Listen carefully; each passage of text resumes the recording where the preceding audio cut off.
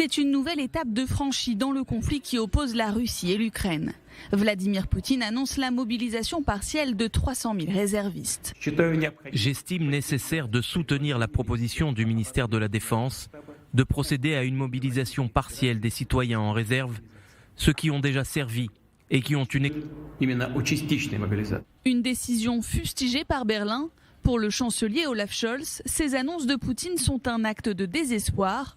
Auparavant, le vice-chancelier s'était exprimé. Encore une étape grave et mauvaise de la part de la Russie dont nous discuterons afin de décider de quelle manière réagir. En tout cas, il est clair pour moi et pour le gouvernement allemand que nous allons continuer à soutenir pleinement l'Ukraine en ces temps difficiles. Après 7 mois d'offensive poussive, le président russe a aussi menacé à nouveau de recourir à l'arme nucléaire. De son côté, l'allié chinois de Vladimir Poutine tente de temporiser. Nous appelons les parties concernées à parvenir à un cessez-le-feu et à mettre fin à la guerre par le dialogue et la négociation, et à trouver une solution qui tienne compte des préoccupations raisonnables de sécurité de toutes les parties, ainsi que dès que possible.